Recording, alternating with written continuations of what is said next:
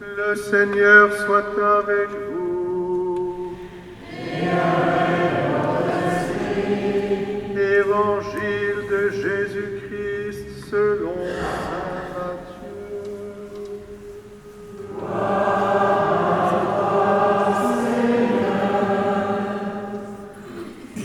Au chapitre 1er, versets 18 à 24, voici comment fut engendré Jésus, le Christ. Marie, sa mère, avait été accordée en mariage à Joseph. Avant qu'ils aient habité ensemble, elle fut enceinte par l'action de l'Esprit Saint. Joseph, son époux, qui était un homme juste et ne voulait pas la dénoncer publiquement, décida de la renvoyer en secret.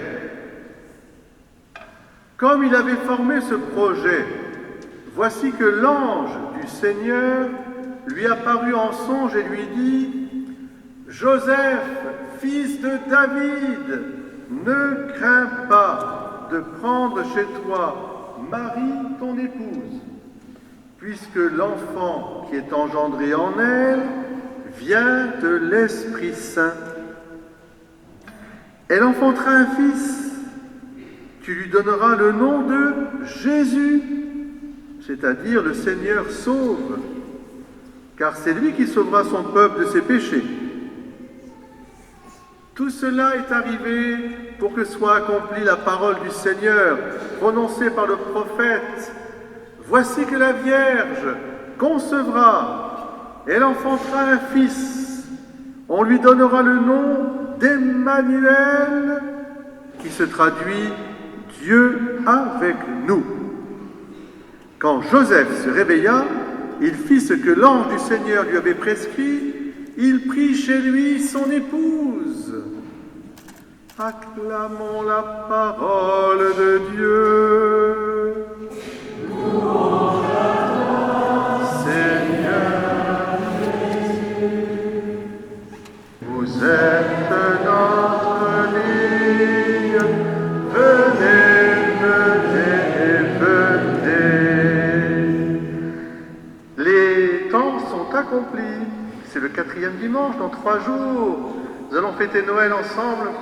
J'espère que votre crèche est bien prête. Peut-être avec des nouveaux santons. Tout à l'heure, à Châteauneuf de Gadagne, il y a des enfants qui ont apporté un petit âne avec des fagots. L'autre, c'était des bergers. Et on a béni la crèche.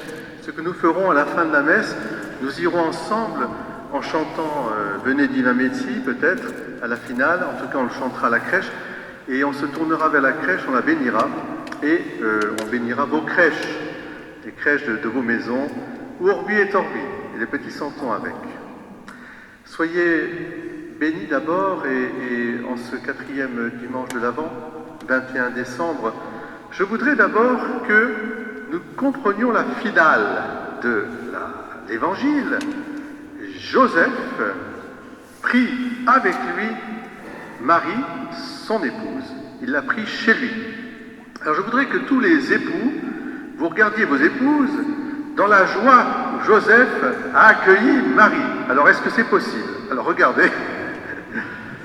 Michel peut regarder Geneviève d'ailleurs aussi, voilà. Et puis vous pouvez penser aussi à ceux aussi qui sont auprès du bon Dieu. Michel avec Jacques, bien sûr. Donc Jacques avec Michel.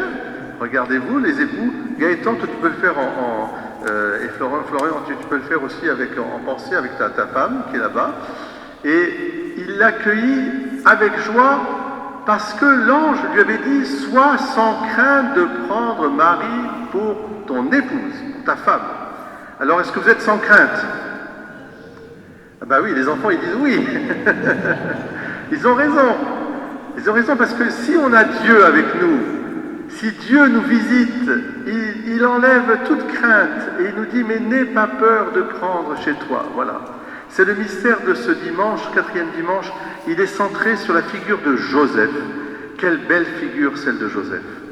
Alors, je vais quand même interroger, il y a Nathan qui va pouvoir me répondre aussi, et les enfants aussi, hein.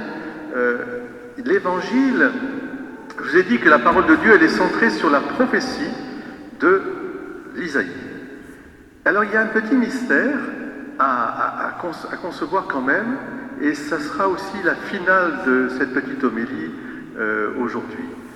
La première chose d'abord à nous rappeler, c'est que Joseph, fils de David, il est de la tribu de David, c'est-à-dire de la tribu royale.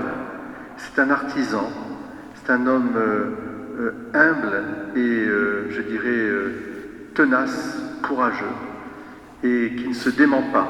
C'est un homme aussi juste, c'est-à-dire qu'il s'ajuste à la volonté de Dieu. Quand on dit qu'un homme est juste, on dit qu'il est droit, il est fidèle, il est aussi attentif et protecteur. Alors, je voudrais que vous compreniez un peu ce qui se passe. Joseph, on est quelque temps après l'Annonciation. Vous vous rappelez l'Annonciation? L'ange Gabriel vient dire à Marie, vient lui annoncer qu'elle va devenir la mère du Sauveur. Et ma première question, et là vous allez tous répondre, qu'est-ce qu'a fait Marie une fois que l'ange lui a annoncé et qu'elle a été finalement enceinte de Jésus, par l'opération de l'Esprit Saint, lui a annoncé qu'elle serait la mère du Sauveur? Qu'est-ce qu'a fait Marie tout de suite après?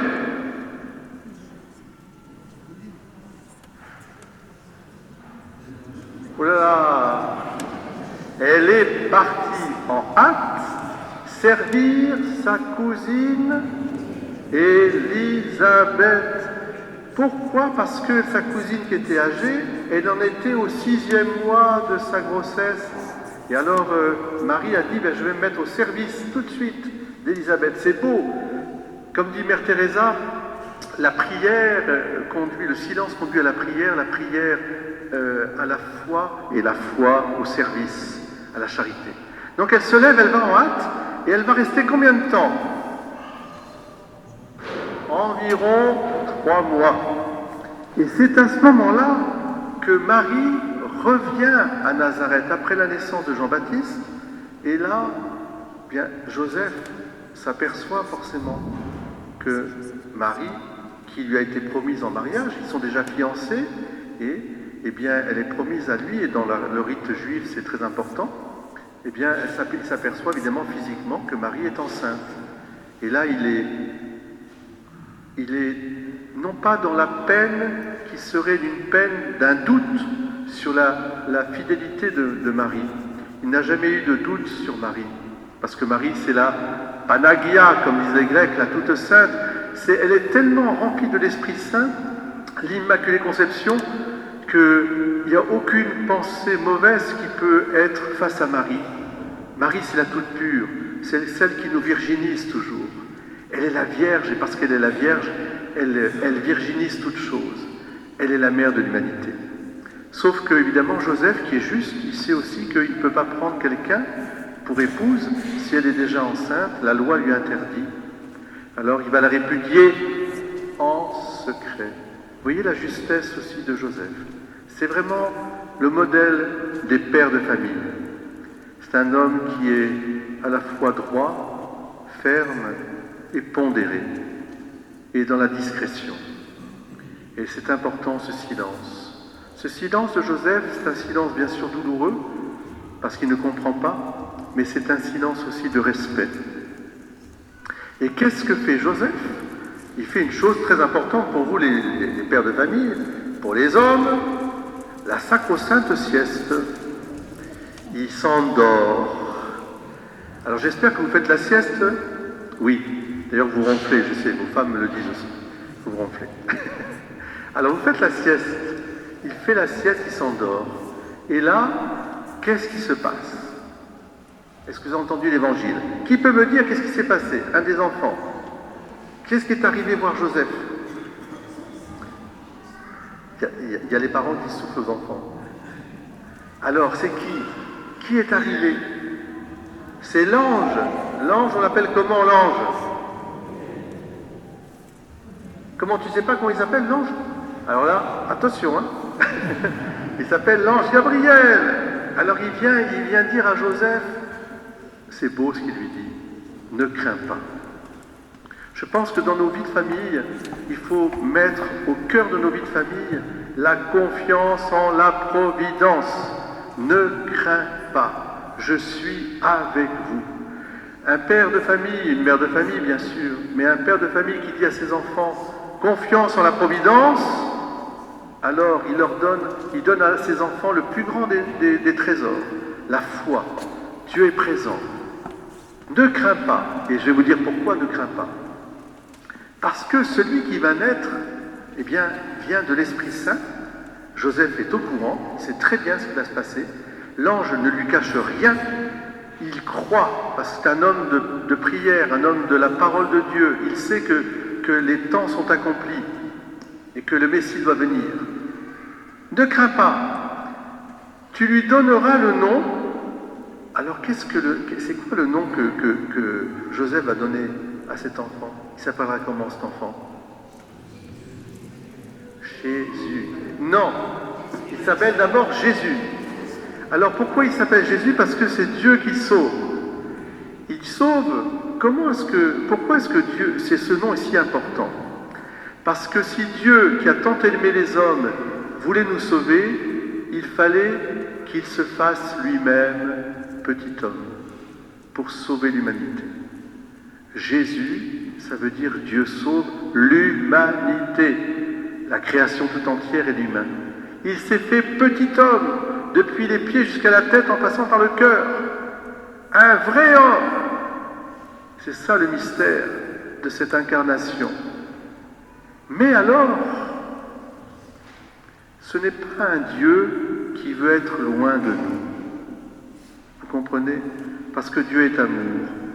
Est-ce qu'en famille, on n'est pas proches les uns des autres? Pour le pire et le meilleur, bien sûr. Mais on est proches. On se partage même les microbes. Eh bien, Dieu, c'est ça.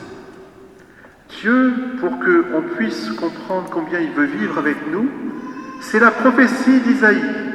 Et dans la prophétie d'Isaïe, voici que la Vierge va enfanter un fils, on lui donnera le nom de... Et voilà, il faut le dire maintenant. Emmanuel. Ça veut dire Dieu avec nous. Si Dieu est sauveur, il est forcément Dieu avec nous. Sinon, il n'est pas avec nous, il n'est pas sauveur. Vous comprenez le lien? Le lien, c'est le lien de l'amour. Est-ce qu'une famille, c'est pas d'abord vivre ensemble? Non? Ben oui. Je vous rappelle que le mariage, c'est une communauté de vie. Oui? Vous vous rappelez? Donc, qu'est-ce que fait Joseph? Eh bien, il prend Marie avec elle. Et puis il l'accueille. C'est la conclusion de ce mystère. Jésus sauve, oui, Dieu sauve en venant habiter avec nous, dans nos foyers, dans nos maisons, dans notre église. C'est pour ça que la crèche, elle est très importante. Elle rappelle ce mystère. Les santons qui sont dans la crèche, mais c'est nous, ce sont nos familles. Le voici l'Emmanuel, Dieu avec nous, Jésus sauve. Alors, moi je vous invite justement à ouvrir votre cœur à ce mystère profond, à accueillir dans votre crèche intérieure Jésus, Dieu avec nous, l'Emmanuel, et puis à vivre autour de la crèche familiale le mystère de Noël, pour le transmettre à vos enfants, petits-enfants. Il y a des familles qui se réunissent là, on les voit, elles arrivent, hein, c'est les vacances, vous allez tous vous réunir ensemble, mais que ce soit pour fêter Dieu avec nous, l'anniversaire de Jésus, et le lieu principal de la fête de famille de Noël, c'est la crèche. Et Noël, c'est pas qu'un jour, c'est toute une octave de Noël qui nous permet de vivre sous la douceur, la lumière de Noël. Je vois qu'il y a un petit qui est bercé là. Comment s'appelle-t-il? Roméo. Mais oui, c'est notre Roméo. C'est magnifique que tu l'aies apporté aussi, qui a été baptisé, notre Roméo. Alors, on le bénit aussi de tout cœur. Venez, divin Messie, nous rendre